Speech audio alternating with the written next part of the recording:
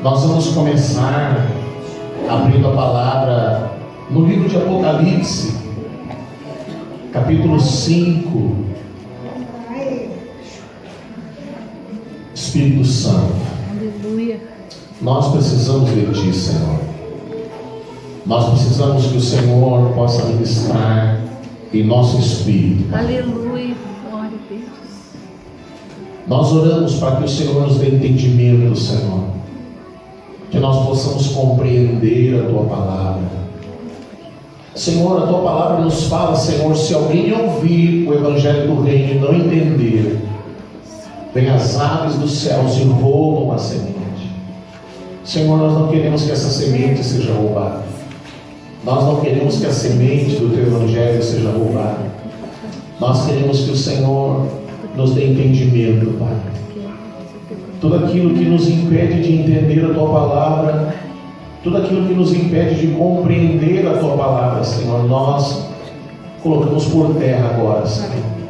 Nós colocamos por terra a nossa teologia, a nossa sabedoria, toda e qualquer mentalidade, Senhor, religiosa, nós queremos levar presa, cativa à cruz de Cristo, Senhor. Em nome de Jesus. Amém. Amém? Amém. Então nós vamos começar em Apocalipse 5, do verso 4 em diante, até o 9. Não sei qual é a versão que está ali, como eu não vou poder ler ali, vou ler aqui na minha anotação. Apocalipse capítulo 5, do 4 em diante. Se você não trouxe Bíblia e quiser acompanhar ali, fique à vontade. E eu chorava muito, porque ninguém foi achado digno de abrir o livro, e nem mesmo de olhar para ele. Todavia, um dos anciãos me disse: não chores. Eis que o leão da tribo de Judá, a raiz de Davi, venceu para abrir o livro e seus 7 selos. Então vi no meio do trono e dos 4 seres viventes, e entre os anciãos de pé, um cordeiro, como tendo sido morto. Ele tinha 7 chifres, bem como 7 olhos, e são os 7 Espíritos de Deus, enviados por toda a terra. Veio, pois, e tomou o livro da mão direita daquele que estava sentado no trono. E quando tomou o livro, os 4 seres viventes e os 24 anciãos prostraram-se diante do cordeiro, tendo cada um deles uma harpa e taças de ouro cheias de incenso, que são as orações dos santos, e entoavam um novo cântico, dizendo: digno és de tomar o livro e de abrir-lhe os selos, porque foste morto e com o teu sangue compraste para Deus os que procedem de toda a tribo, língua, povo e nação, e para nosso Deus os constituíste reino e sacerdotes, e reinarão sobre a terra. Amém. Amém? Deixe marcado na sua Bíblia, você pode fechar aí para você não ficar curioso e querer ler agora. O livro de Apocalipse tem muitos personagens impressionantes, e às vezes a pessoa ela é tentada a querer ler a Bíblia justo agora, na hora que ela está ouvindo a palavra. Então deixe marcado e deixe reservado. Nós queremos falar nessa noite sobre esses personagens tão interessantes, tão intensos, que constam nesse capítulo 5 de Apocalipse. E nós vamos falar então hoje sobre a sala do trono, sobre os 24 anciãos, as harpas e as taças de ouro. O que tudo isso significa? O que João viu? Nós precisamos entender, precisamos refletir que João, ele é levado ao céu. Tudo começa, toda essa situação entre João começa no capítulo 4, No capítulo 4, quando ele começa Apocalipse tendo uma visão do Senhor, tendo uma visão de Cristo. Mas no meio dessas visões e que Cristo vai falando com ele, no capítulo 4, verso 1, diz assim, capítulo 4, verso 1: depois dessas coisas, olhei, e eis que não somente uma porta aberta no céu, como também a primeira voz que ouvi, como de trombeta, ao falar comigo, dizendo: sobe para aqui, e te mostrarei o que deve acontecer depois dessas coisas. João estava preso na ilha de Patmos. Quem era condenado à prisão na ilha de Patmos praticamente era condenado à morte. A ilha de Patmos era uma ilha pedreira, onde eles enviavam os prisioneiros para que eles completassem a sua vida lá, quebrando pedras, para que Roma, para que os soldados romanos ou os escravos romanos pudessem construir as cidades, construir as estradas, pavimentar as estradas. Então João, nós temos que lembrar também que ele já era um senhor idoso. Ele já tinha quase 100 anos quando ele estava na ilha de Patmos. Então você imagina, né, até há pouco tempo atrás, eu lembro que quando era gurizinho novo, usava calça curta, uma pessoa de 50 anos era idoso. Quem tem um pouquinho de idade deve lembrar. As crianças até tinham medo quando vinha aquele tio idoso, quando vinha um parente idoso na casa, né? Uma pessoa com 50 anos, 50 e poucos anos, tudo enrugadinho, velho, assim, né? As crianças tinham pavor. Mas você imagina na época de João, que hoje as pessoas, a gente brinca, né, são mais conservadas, né? Parece que está no cloroforme, está num produto ali, né? Porque as pessoas se cuidam mais, elas tratam mais da sua saúde. Mas João não, João ele está numa prisão, numa ilha prisão, e ele passa os seus dias quebrando pedra. E ele é um homem idoso. Mas ele é um homem idoso que, embora estando preso, ele mantém um relacionamento de intimidade com Cristo. Ele tem tempo para adorar o Senhor, ele tem tempo para orar, ele tem tempo para estar diante de Deus. Ele é um escravo, ele é um prisioneiro. E você sabe que escravo e prisioneiro não escolhem os seus horários. Mas João, com tudo isso, sendo preso, sendo escravo, sendo prisioneiro, sendo condenado a um serviço forçado, ele tinha tempo para estar diante do Senhor. Então o livro de Apocalipse começa dizendo que ele está na ilha de Patmos, é o dia do Senhor, é um domingo, ou um sábado para os judeus, é um sábado, o dia do Senhor. Ele está lá em algum lugar em oração, em algum lugar na presença de Deus. E quando ele está lá adorando ao Senhor, quando ele está lá naquele ambiente de adoração, ele ouve uma voz. Ele ouve uma voz, ele diz que aquela voz era uma voz tão intensa, uma voz tão forte, que parecia um som de muitas águas. E algumas vezes parecia como um trovão. E ele se vira para ver quem está falando com ele, e é Jesus. Você sabe que João, ele era chamado do discípulo amado, aquele que se recostava no peito de Jesus. João era de todos os discípulos o que mais intimidade tinha com o Senhor. Então eu imagino o coração de João quando ele se volta, e embora Jesus se apresenta a ele glorificado, num corpo glorificado, num ser reluzente, tão reluzente quanto uma luz fluorescente, mas ele reconhece que é o Senhor Jesus. E a palavra diz que ele cai por terra. Ele cai por terra, e o Senhor começa a conversar com João, começa a falar para João: João, eu vou te mostrar algumas coisas, e eu quero que você escreva essas coisas que você vai ver. Eu vou te falar de coisas que vão acontecer no tempo do fim. E ele vai expressando isso para João. E a palavra diz que num dado momento dessa conversa, nesse momento de intimidade, ele olha para o céu e ele vê uma porta aberta no céu. E quando essa porta se abre, ele ouve alguém lhe dizendo: sobe para cá. sobe para cá. E a palavra diz que quando ele entra naquele lugar, depois dessas coisas eu olhei, e não somente uma porta aberta no céu, como também a primeira voz que eu ouvi, como de trombeta. O que é a trombeta? Chofar. É o chofar. Uma voz potente como de um chofar. Então eu ouvi essa voz como o som de um chofar, ao falar comigo dizendo: sobe para aqui, e eu te mostrarei o que deve acontecer depois dessas coisas. Então ele entra na sala do trono. Ele entra na sala do trono, e aí nós temos aqui um homem, um ser humano, uma pessoa viva, um homem vivo, em vida. Pastor, o corpo dele entrou lá? Provavelmente não, ele foi arrebatado no seu espírito. E ele entra naquela sala do trono, mas João não está morto, João está vivo.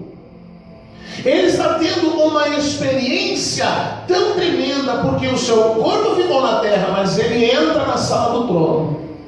E quando ele entra na sala do trono, ele começa a observar o que tem nessa sala. Ele percebe que existem ali 24 anciãos.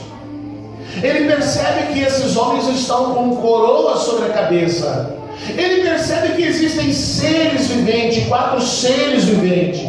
Ele percebe que há um trono, e nesse trono há um cordeiro sentado nesse trono. Ele percebe nessa sala que existem também os anjos que estão ali.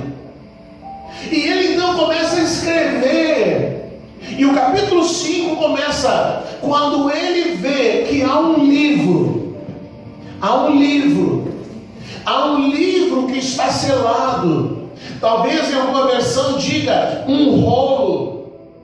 Esse livro, como as cartas que eram enviadas, e todas elas eram colocadas um selo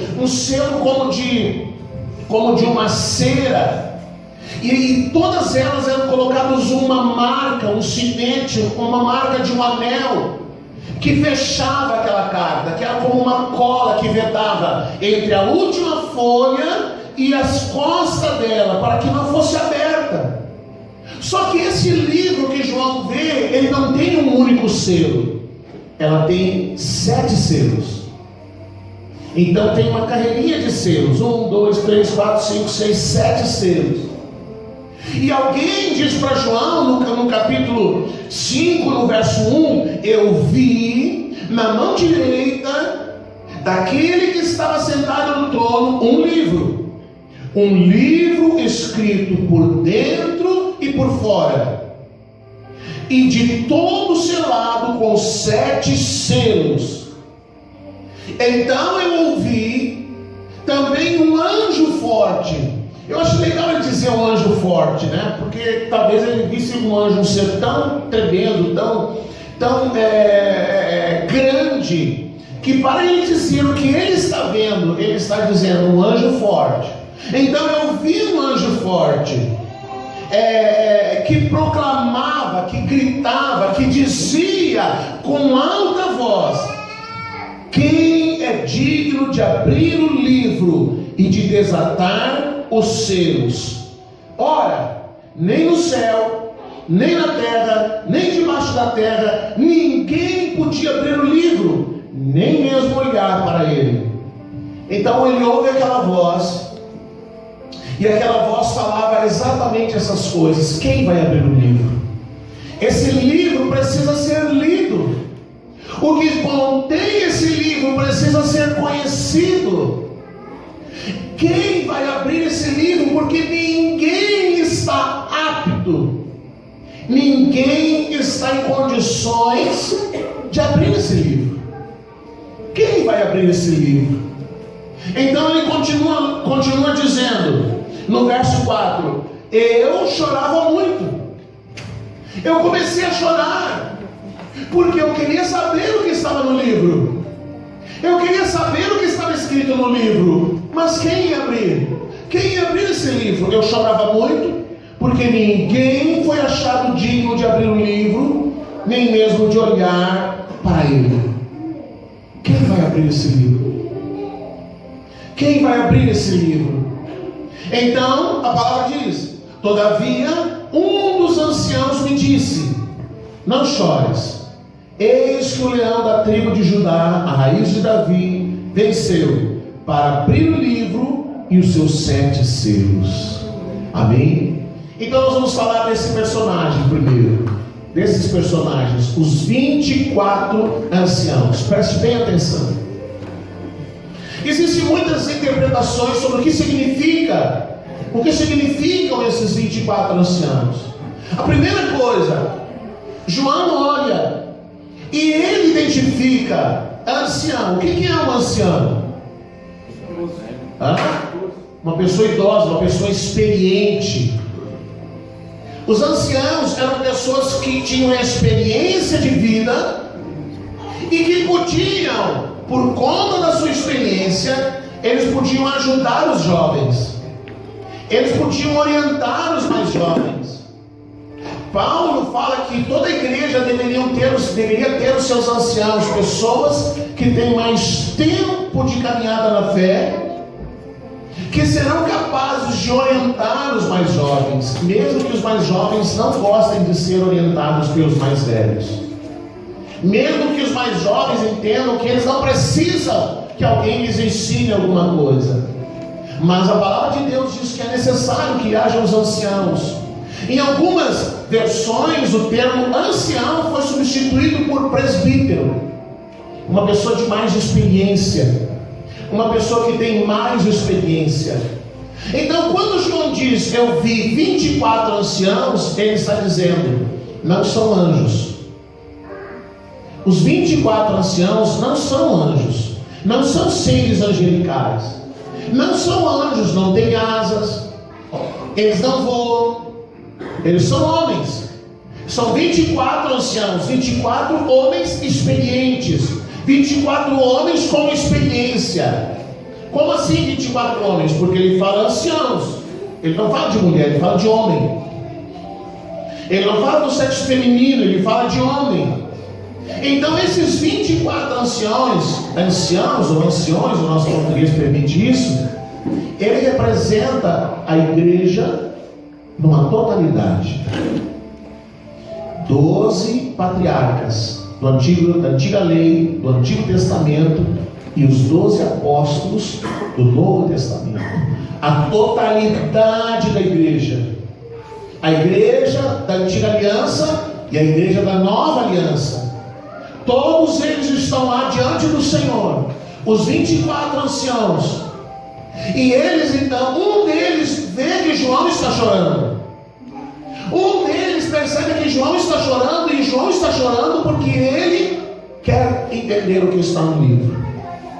Então um deles vem para João e diz: não chores, você não precisa chorar, porque eis aqui o leão da tribo de Judá, a raiz de Davi, que venceu para abrir o livro e os seus 7 selos.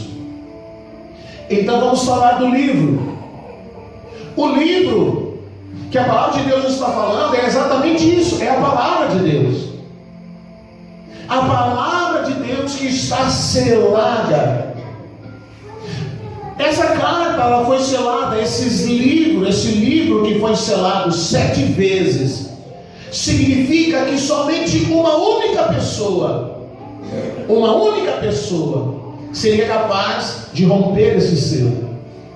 Uma única pessoa seria digna de romper esse selo.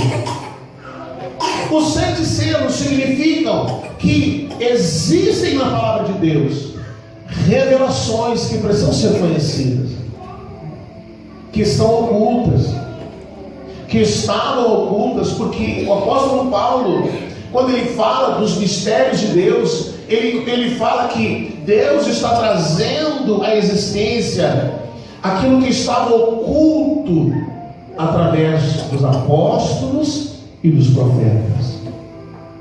Uma das coisas que estavam ocultas em todo o tempo era a igreja.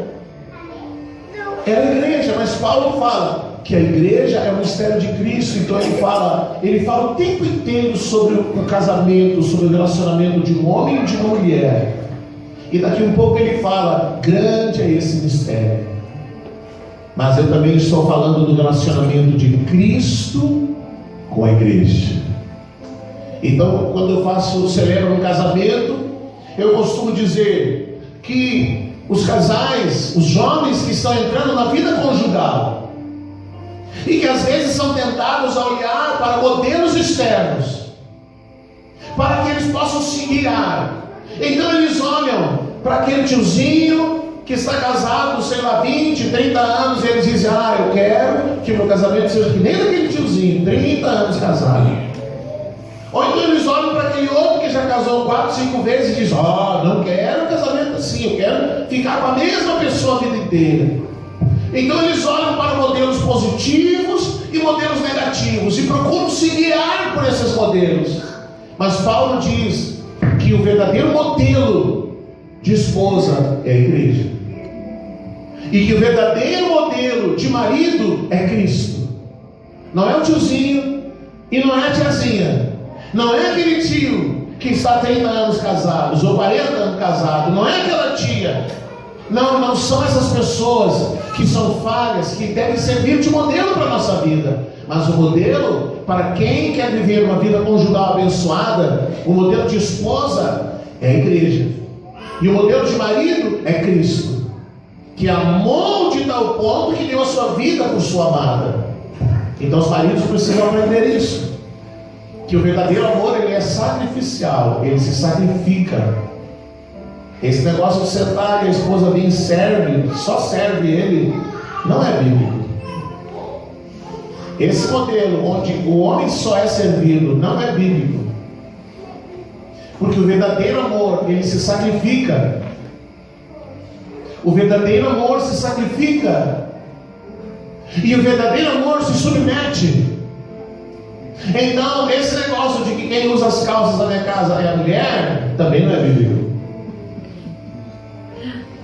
Também não é bíblico, porque o verdadeiro amor se submete por amor, não por imposição, não por opressão, mas se submete por amor, como a igreja se submete a Cristo. Então o modelo para você ter um casamento duradouro, Paulo fala isso, o modelo é Cristo e a igreja. Então muitas coisas estavam ocultas em Cristo nesse tempo. Os selos foram rompidos, e Cristo nesse tempo está trazendo para a igreja essas revelações. E a igreja, ela precisa estar atenta ao que Cristo está falando a ela. A igreja precisa estar atenta ao que o Espírito está falando a ela, porque as coisas que João viu são para o nosso tempo, são para agora. Nós estamos vivendo as revelações de Apocalipse da mesma forma que estamos vivendo cada palavra que João escreveu há 2000 anos atrás. Nós estamos experimentando a realidade dessas revelações. Então Cristo, a palavra de Deus diz ali: todavia um dos anciãos me disse: não chores, eis que o leão da tribo de Judá, a raiz de Davi, venceu. Venceu para quê? Para abrir o livro e os seus 7 selos. Então há os 24 anciãos, a totalidade da igreja. Então nós temos o livro selado, que é a palavra que Cristo rompe os selos, para que as revelações cheguem à igreja, para que a igreja entenda as revelações. Então você pode perceber que quando você estava dentro de uma religião evangélica, que muitas coisas você lia e você entendia o que lhe diziam. Mas hoje você abre a palavra e muitas vezes você começa a entender coisas que talvez você nunca entendeu. E aí você percebe que muitas coisas que você ouviu, muitas coisas que nós aprendemos, não é essa a interpretação, não é aquela a verdadeira interpretação. Então Cristo precisa nos revelar. Então nós ouvimos, por exemplo, que quando Jesus ele diz assim: vinde a mim todos vós que estáis cansados e sobrecarregados. Você já viu isso? Quem já ouviu essa palavra? E quantas vezes você ouviu alguém pregar dizendo: olha, irmãos, Jesus virou para as pessoas que estão perdidas, Jesus virou-se para as pessoas que estão no mundo, Jesus virou-se para as pessoas que estão afastadas de Deus, e Ele disse para elas: vocês que estão cansados e sobrecarregados, estão sofrendo demais, estão cansados dessa vida, vocês têm que vir a Jesus, porque vocês precisam ser salvos. Essa foi a interpretação. Mas aí nós temos que parar, pensar e perguntar: para quem Jesus está falando isso? Para os perdidos? Para quem Jesus está falando isso? Quem eram essas pessoas? Judeus, cansados da religião judaica, cansados do fardo pesado que a religião impunha sobre eles. Então Jesus diz assim: ó, se você está cansado de uma vida de religião, se você está cansado de uma vida religiosa, de cumprir rituais e de cumprir liturgias, você está cansado de um círculo vicioso que não te acrescenta nada, venha para mim. Você precisa vir para mim. Ah, não era para os perdidos que Jesus está falando? Não, era para os religiosos que ele estava se referindo. Mas nós entendemos a vida inteira que Jesus estava falando para os perdidos, que Jesus estava se referindo a quem nunca havia abrido o seu coração para Ele. A verdade é que muitas vezes a gente precisa se converter de novo quando começa a entender o Evangelho. A verdade é que a gente precisa se arrepender de muitas coisas, boas e ruins, que a religião nos deu, que a gente precisa realmente vir a Cristo. Então, quando os 7 selos são rompidos, Jesus está abrindo as revelações para que a igreja tome conhecimento.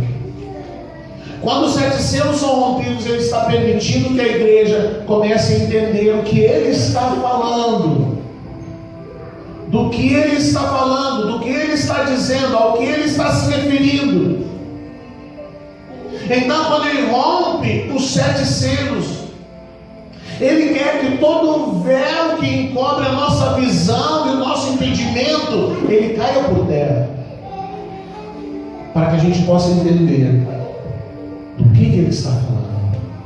Amém? Amém. Mas a palavra, além dos 7 selos, além do livro selado, além dos 24 anciãos, a palavra fala também que temos os anciãos. Vamos ler aqui os 6. Então eu vi no meio do trono e dos 4 seres viventes, e entre os anciãos de pé, um cordeiro, como tendo sido morto. Quem é o cordeiro tendo sido morto? Jesus. Veja que um dos anciãos diz: eis aqui o leão da tribo de Judá. Mas João, quando ele se vira para ver, ele enxerga o quê? Um cordeiro. Um cordeiro, como se havia sido morto. Um cordeiro como tendo sido morto. Por que ele disse que ele olha para o cordeiro e ele diz: eu vi um cordeiro como se tivesse sido morto? Por quê? Hã? Quem é que falou? Por quê? Não, ele morreu. Mas por que ele disse que o cordeiro havia sido morto? Ele tinha marcas de quem foi ferido. Como é que se matava um cordeiro? Degolado. Então ele olhou para aquele cordeiro, havia marcas de que ele havia sido morto, mas o cordeiro está vivo. Você está entendendo? Você está entendendo por que os selos precisam ser rompidos? Porque você lê e você não entende. Então ele diz que quando ele estava chorando, quando ele estava dizendo: eu quero ler o livro, eu quero saber o que está no livro, eu quero entender a palavra, eu quero entender essas revelações, e um dos anciãos diz para ele: não, fique tranquilo, eis o leão da tribo de Judá. Quem é o leão da tribo de Judá? Jesus. Então, quando ele diz isso, o que João vê primeiro? Cordeiro. Não, o leão. Eis o leão aqui. Eis o leão. Mas quando ele se volta para ver quem está no trono, ele vê o quê? O cordeiro. Então temos o leão e o cordeiro. Quem é o leão e o cordeiro? Jesus. Não, fique tranquilo, João. Eis o leão da tribo de Judá. Ele está falando de Jesus. Ele diz a raiz de Davi. Tudo são palavras que identificam Cristo, que identificam Jesus. Ele, o leão da tribo de Judá, a raiz de Davi, ele venceu para abrir o livro e para romper os 7 selos. Jesus venceu para que o livro pudesse ser aberto e para que as revelações pudessem ser entendidas por aqueles que leem. Aleluia. Mas ele se volta. Então, agora, ele viu no trono, no meio dos 4 seres viventes, e entre os anciãos de pé, um cordeiro. Entre os anciãos que estavam de pé, um cordeiro, como tendo sido morto. Então ele fala dos chifres. Como assim os chifres? Fala de governo. Os chifres são governo. Ele tinha 7 chifres, bem como 7 olhos, que são 7 Espíritos de Deus enviados por toda a terra. E veio, pois, então, e tomou o livro da mão direita daquele que estava sentado no trono.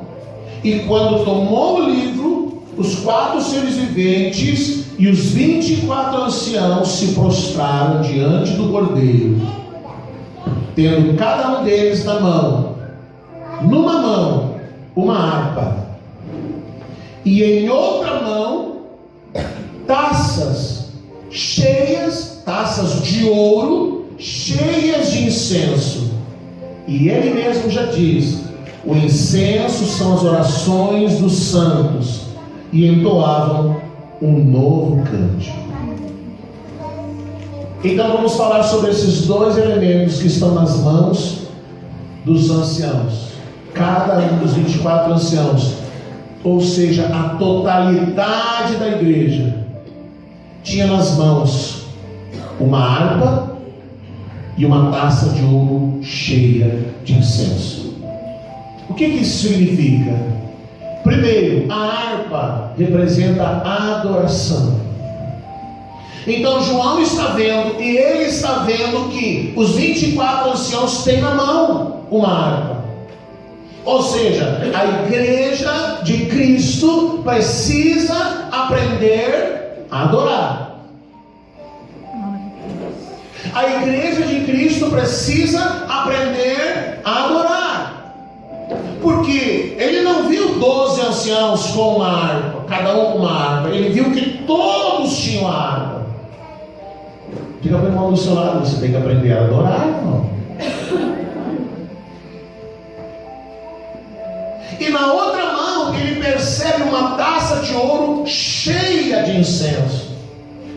E aí ele mesmo diz: na sua mão direita, que estava sentado no trono, e tomou o livro, os 24 anciãos, os seres viventes, os 24 anciãos se ajoelham, se prostram diante do cordeiro, tendo cada um deles uma harpa e taças de ouro cheias de incenso, que são as orações dos santos.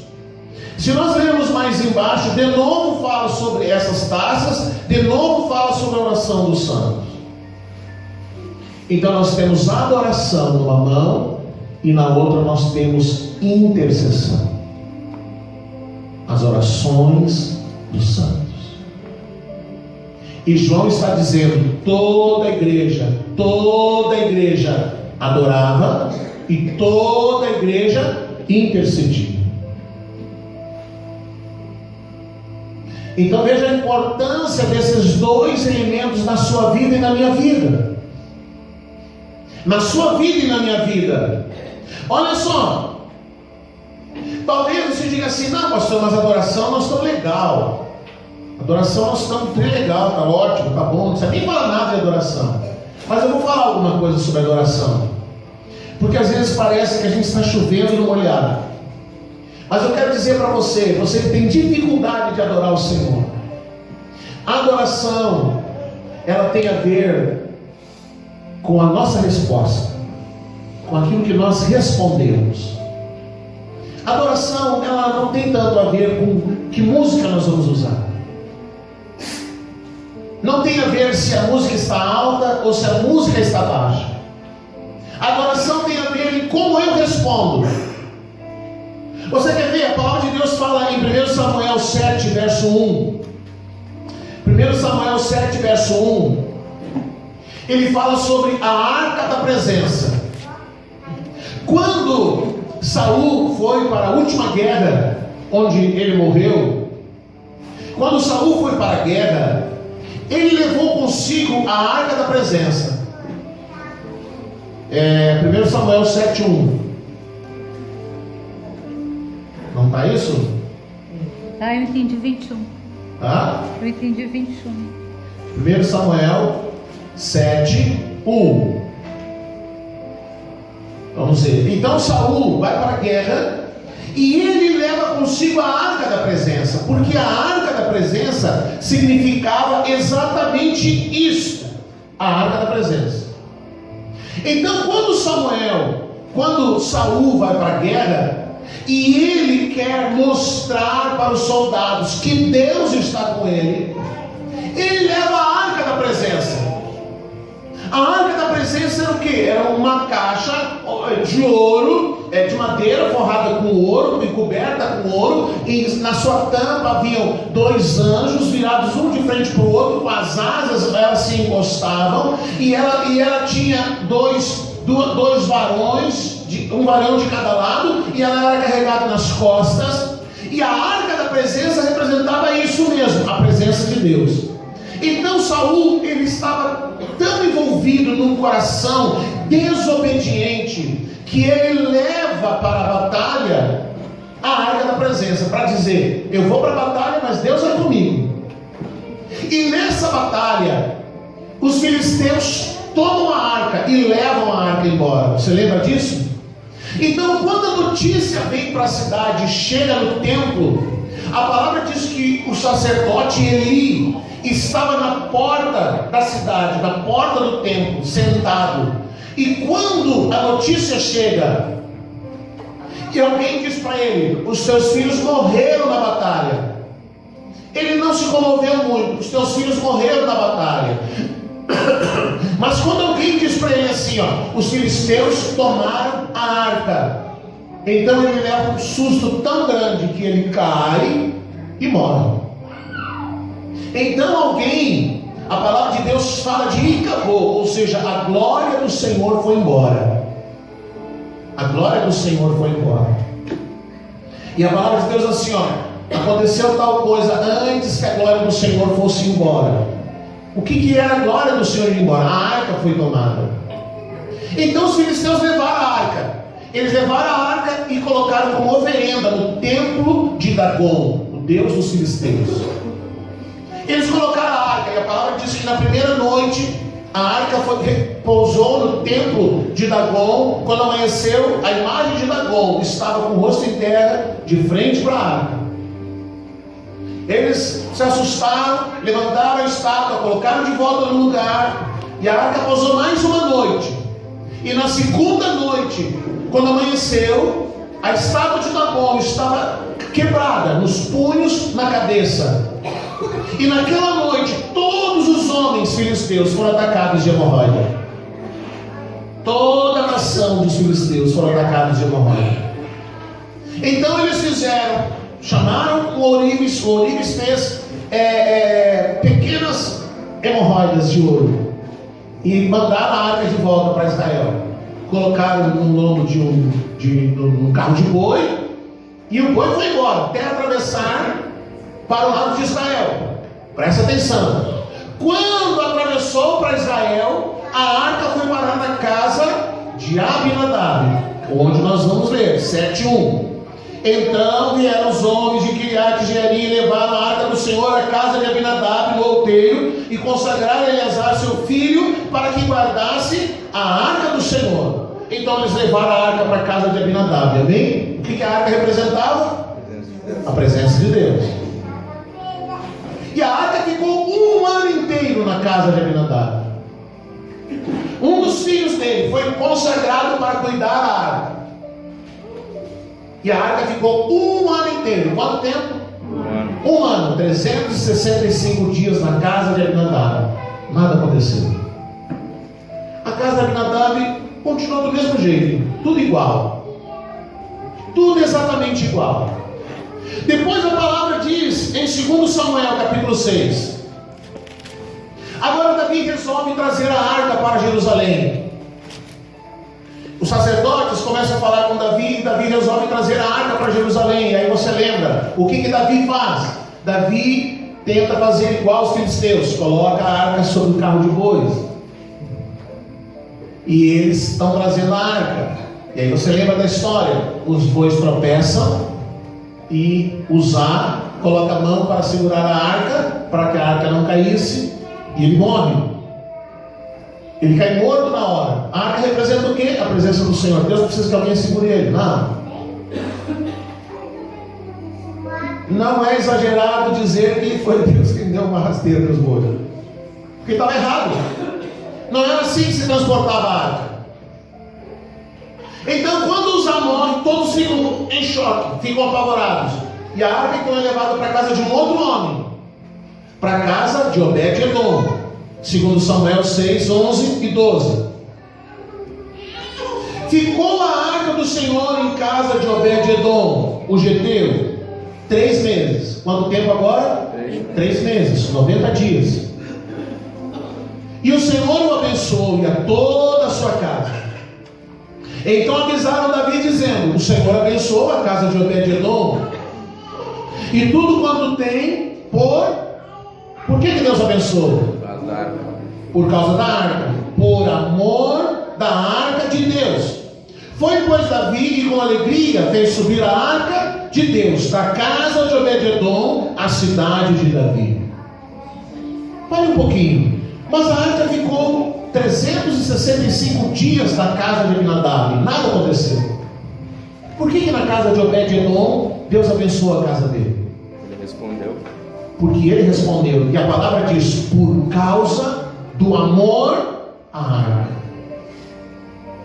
Então veja bem o que nós aprendemos aqui sobre adoração. Não adianta a música ser linda, não adianta a presença de Deus estar no lugar, porque a arca da presença é isso. Não adianta a música ser linda, não adianta a presença de Deus estar no ambiente e eu não responder. Você está entendendo? Não adianta a música ser linda, não é música. Não adianta a presença de Deus encher o ambiente se eu não respondo à presença, se eu fico calado. Você quer ver o que aconteceu? A palavra de Deus diz que quando o Espírito Santo veio sobre a igreja, em Atos dos Apóstolos, capítulo 2, a palavra de Deus diz que o Espírito de Deus entrou naquele lugar. Preste atenção. Nós cantamos às vezes: o Espírito vai vir, o Espírito vai chegar, o Espírito não sei o quê. Mas em Atos 2, o Espírito Santo não havia vindo ainda. Preste atenção. Então quando o Espírito Santo veio a primeira vez, a palavra de Deus diz que a casa se encheu da presença do Senhor, e as paredes da casa tremiam. As paredes da casa tremiam por conta da presença de Deus. Pedra, tijolo, madeira, seres inanimados e sem vida tremiam por conta da presença do Senhor. O Senhor se manifesta a Moisés no alto do Monte Sinai. Preste atenção. Quando o Senhor se manifesta a Moisés no alto do Monte Sinai, a palavra de Deus diz que houve trovão, houve relâmpago, o monte se cobriu de nuvens, e a voz do Senhor era como o som de um chofar, como o som de uma trombeta. Então você multiplica o som desse chofar, e quantas outras vezes? Porque Porque a palavra de Deus diz que como Deus falava com Moisés, todo o monte Sinai tremia. O monte Sinai, do seu pé até o alto, tem mais ou menos 2,2 km. Pura pedra, rocha, areia. Mas quando Deus falou com Moisés, todo aquele monte tremia. Mas quando Deus está presente no templo, quando Deus manifesta a sua presença no templo, eu não vou mexer, eu vou ficar quieto, vou ficar parado, vou ficar calado. Por isso que Jesus disse: se esses não clamarem, logo as pedras clamarão. Não, eu não vou chorar. Não, eu não vou nada. Eu vou ficar aqui no meu lugar, calçado nos 2 pés, e nada vai acontecer comigo. Ou seja, eu não respondo. Eu não respondo à presença. Eu não respondo ao ambiente de glória. Eu não respondo ao que Deus quer manifestar na minha vida. Eu estou sendo como Abinadab, que ficou o ano inteiro com a arca na sua casa e nada aconteceu. Mas Obed-Edom não. Ele amou a arca. Ele amou a presença do Senhor. Ele zelou por aquela arca. E a palavra de Deus diz que a resposta de Deus para Obed-Edom, porque Obed-Edom respondeu, Deus respondeu para ele. Então Deus não responde as minhas perguntas, Ele responde a minha resposta. Aleluia. Ele não responde a minha pergunta, Ele responde a minha resposta. Eu respondo para Ele, Ele responde para mim. Glória a Deus. Então, quanto mais eu respondo para Ele, mais Ele responde para mim. Então, Obed-Edom, ele zelava a arca da presença. A família de Obed-Edom amava a presença do Senhor. Então, ele dizia: uau, Deus está na minha casa. O Senhor está na minha casa. Eu vou zelar pela presença. E quanto mais eles amavam a presença do Senhor, mais Deus respondia. Quanto mais eles respondiam para Deus, mais Deus respondia para eles. Então, querido, entenda: adoração não tem a ver com música, adoração não tem a ver com o volume da música, adoração não tem a ver com nada a não ser com a resposta que nós damos àquilo que Deus está liberando. Aleluia. É lógico que alguns não entendem e precisam então continuar ouvindo. O que eu vou fazer quando Ele vem? Algumas coisas as pessoas não precisam ensinar para você. Por exemplo, o marido olha para a mulher olha para o marido, daí pinta aquele clima. Alguém precisa dizer para ele: não, agora você vai lá dar um beijo nela. Alguém precisa dizer isso? Não. Ele olhou, cruzou aquele olhar, ela olhou e tal. Alguém tem que responder. Tem que haver uma resposta. Então Deus está liberando a sua presença, Deus está liberando a sua graça. Se o templo tremeu, se o monte tremeu, se as pedras vão clamar, eu vou ficar calado por quê? Eu preciso responder. Mas sabe qual é o problema? Sabe qual é o problema? O problema é o seguinte: sabe como é que é o nosso dia de domingo? No domingo eu aproveito para dormir um pouquinho mais tarde, porque durante a semana eu levanto cedo para levar minha filha para a escola. Eu levanto um pouquinho mais tarde, a gente toma um café, eu preparo o almoço, porque domingo é meu dia de cozinhar, eu preparo o almoço. Então nós almoçamos. Quando já não tenho preparado todas as anotações para chegar aqui à noite, a palavra já está no meu coração, já está no meu espírito, eu apenas transcrevo as anotações, eu transcrevo os textos, e depois eu vou descansar, eu vou colocar uma adoração, eu vou orar. Eu não assisto TV. Então o problema está: você almoça, come bastante, daí você se senta na frente da televisão, daí você assiste Faustão, assiste não sei o que, assiste partida de futebol, assiste não sei o que, assiste não sei o que, assiste não sei o que. Quando chega na hora de sair, você toma um banho, vem para o culto, cansado. E aí você não tem o que oferecer para o Senhor, porque você não levantou o altar. Você está cheio de outras coisas, menos de Deus. Então, o templo treme, as paredes tremem, as cadeiras tremem, o sol treme, mas você não treme, porque você não tem o que oferecer. Você está vazio. E às vezes é assim a semana inteira. Então quando você chega aqui no domingo, o pessoal pode se matar cantando e você não responde, porque você está cansado. Não há resposta. O teu espírito quer responder, mas o teu corpo está tão cansado, está tão cheio de tanta informação, que você não consegue, o teu espírito consegue digerir aquilo que Deus está liberando. Então alguém precisa dizer para você, que nem dizia na religião, para a direita, para a esquerda, para todo lado, levanta a mão, baixa a mão, senta a mão, olha para o irmão, olha para o teu irmão. Alguém precisa dizer para você. E eu volto a fazer aquela comparação. Ninguém chega lá à noite de núpcias e fica lá dizendo para o marido: agora você põe a mão nas costas da sua esposa, agora você beija ela assim de lado. Agora ninguém precisa dizer isso, porque existe uma intimidade, querido. Ninguém precisa dizer para você: irmão, levanta a mão para adorar o Senhor, porque isso tem que ser algo livre para você. Ninguém precisa dizer quando alguém, o teu familiar vai lá, embarca no ônibus e ele vai viajar. Alguém precisa dizer: agora você adora para ele. Você, Não. Você sabe que o natural é levantar a mão e dizer tchau, boa viagem. Alguém precisa dizer para você assim: agora você diz, dá uma boa viagem, dá uma boa viagem. Aí você vai lá: uma boa viagem para você. Alguém precisa lá dizer: agora você dá um abraço bem apertado. Porque são coisas naturais de quem tem intimidade. E as coisas que nós mostramos para Deus, elas precisam ser naturais, como quem tem intimidade com Ele. Como quem tem intimidade com Ele. Então, aí você diz: não, pastor, não precisa falar de adoração. De adoração eu sou craque. Então você precisa aprender a externar isso, a responder quando Ele está se movendo, quando Ele está tocando na tua vida.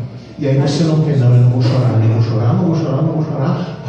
Vou jantar tarde hoje, eu vou pensar numa outra coisa, porque eu não quero que o Espírito de Deus me pegue, porque se Ele me pegar, eu vou perder o controle das coisas. Se o tempo tremeu, o que Deus vai fazer comigo?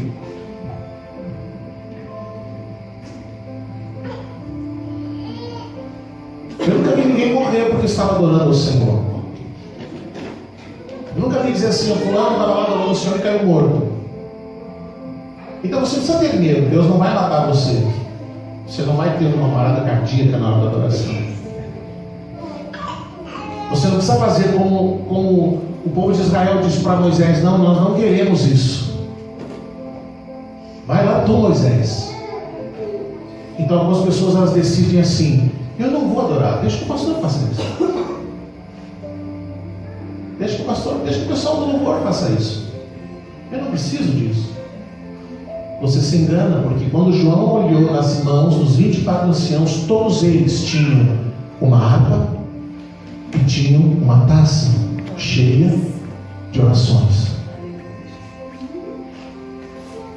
Então você precisa aprender a adorar.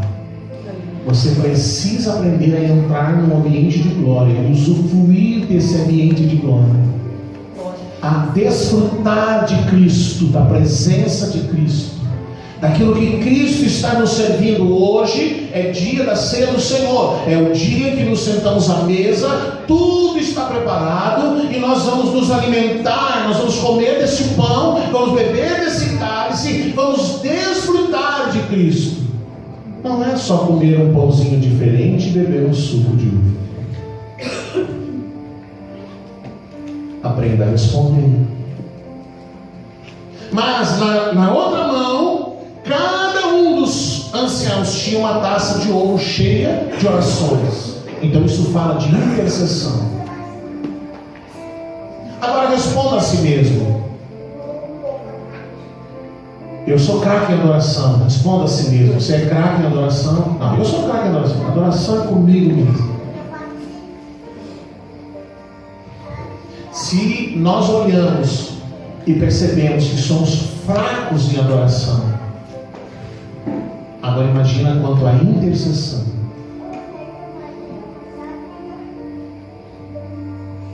Porque nós ainda continuamos lutando com a mentalidade religiosa de vocês oram por mim.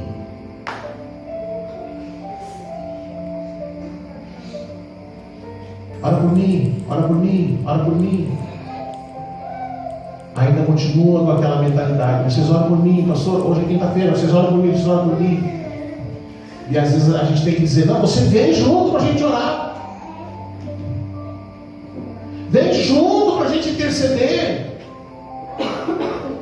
Vem junto para a gente clamar. Vem junto para nós chorarmos diante de Deus. Porque intercessão, a intercessão, querido, é vencer o egoísmo. Intercessão é vencer o egoísmo. Porque chega na noite de quinta-feira, você diz assim, eu estou com esse problema, eu estou com esse problema, eu estou com esse problema, eu estou com esse problema. Eu preciso que alguém ore por mim, pastor, quem vai orar pelos outros?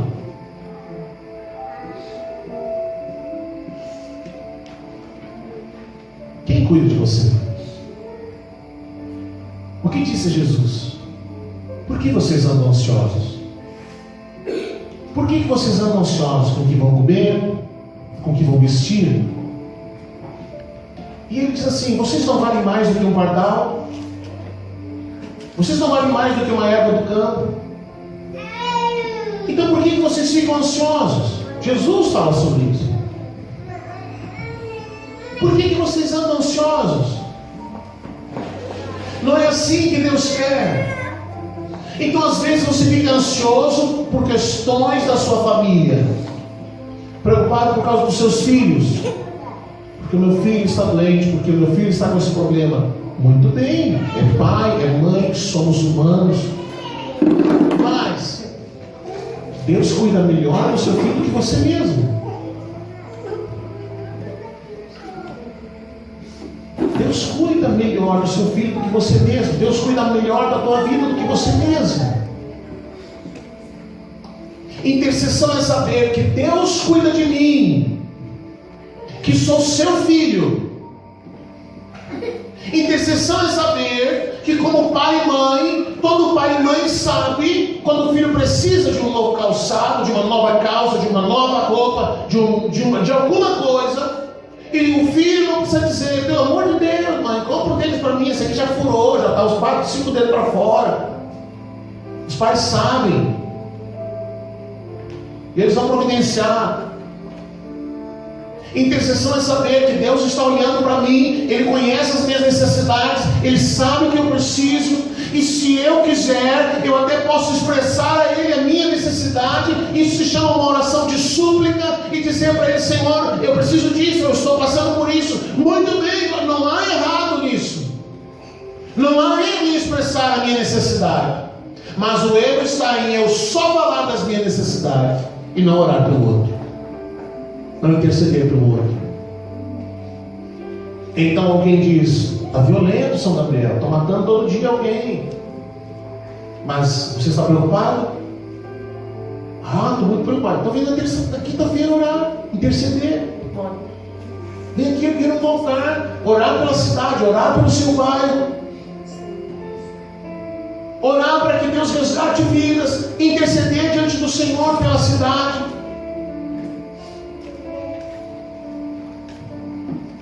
Orar pelo Estado, orar pelo Brasil. Nós estamos em processo agora, talvez, de uma nova greve de caminhoneiros.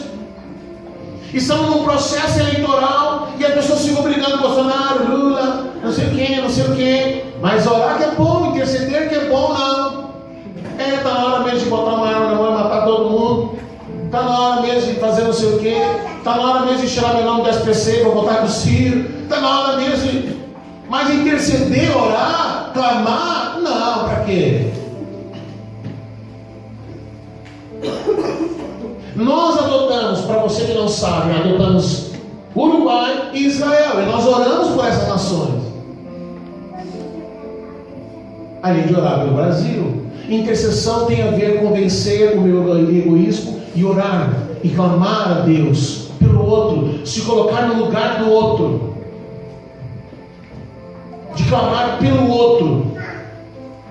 e aprender a não orar uma oração carnal, almática. Deus tem pena do irmãozinho, coitadinho, idoso, não sei o que, é uma criancinha. Deus não quer saber de uma oração almática, Ele quer saber de orar a palavra.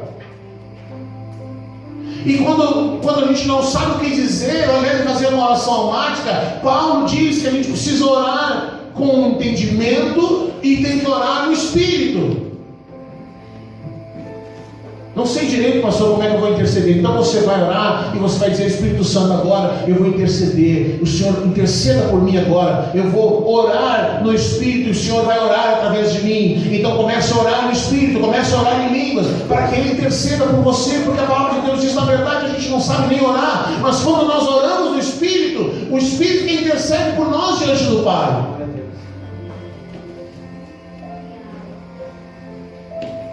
Então na sala do trono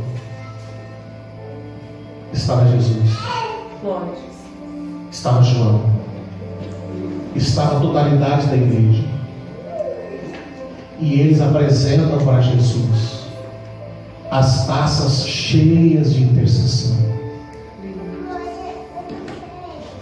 Agora a pergunta: quantas taças você já encheu da sua intercessão?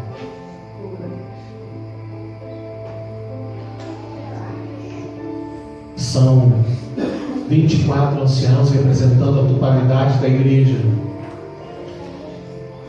Vamos dizer que há uma taça que se refere a essa cidade. Quanto dessa taça tem de oração tua, de intercessão tua? Quanto você clama pela sua rua? É perigoso, pastor, andar na minha rua. Quanto você clama por ela? É perigoso, pastor, andar de noite. Quanto você chora por isso? Vai dizer para Deus: Jesus, você tem que botar mais polícia na rua. Sabe que existe uma responsabilidade nossa com a violência da cidade? Quem viu o áudio que eu coloquei essa semana? Quem viu?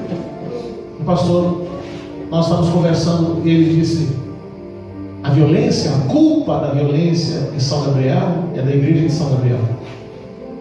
A culpa da violência no Rio de Janeiro é da igreja do Rio de Janeiro. A culpa dos problemas do nosso estado do Rio Grande do Sul não é o Sartório, é a igreja gaúcha que não ora, que não intercede, que não clama. O problema é pensar que se nós elegermos um outro governador, um outro deputado, um outro senador, um outro presidente, que eles vão entrar lá e eles vão resolver tudo. É delegar ao outro a nossa responsabilidade. Então em janeiro os novos governadores assumem e a gente pensa: agora o Sartório foi embora, a gente vai, os funcionários vão receber o salário em dia. E aí o outro governador vai ter que lidar com situações complicadas. O outro presidente, ele vai entrar lá, vai botar uma pistola na minha mão, ou vai tirar meu nome do SPC. Então ele vai entrar lá e assim vai mudar tudo. Não seja tão passional, porque você sabe que não é assim.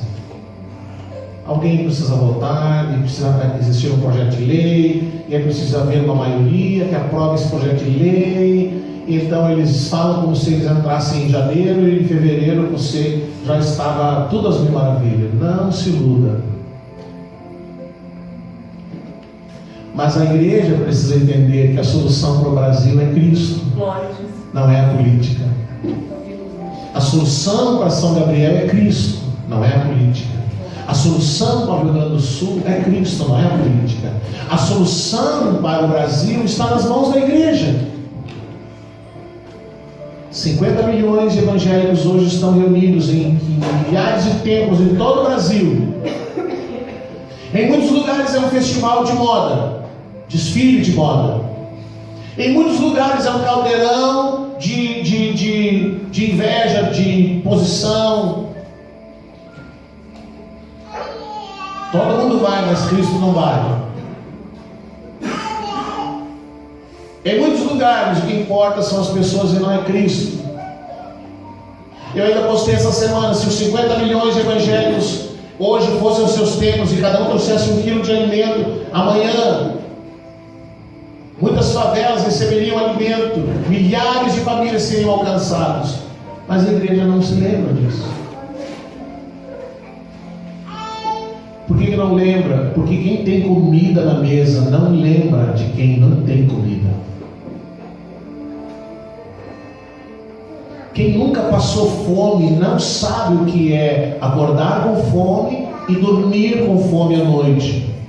Não sabe o que é dizer para o filho: não tenho o que te dar para comer. Toma aqui uma água, come aqui uma farinha com água.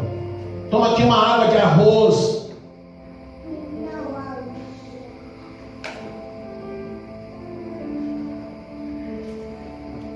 O problema do Brasil é a igreja brasileira.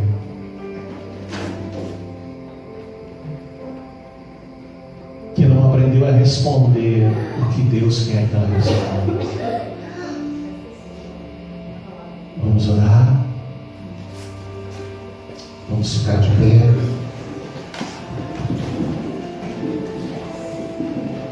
Intercessão tem a ver com romper com uma mentalidade preguiçosa. Alguém vai orar por mim.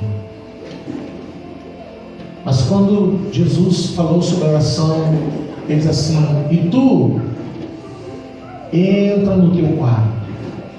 Sabe, às vezes algumas pessoas me chamam no Face, no bate-papo, e algumas pessoas dizem assim: pastor, o senhor libera uma palavra para mim.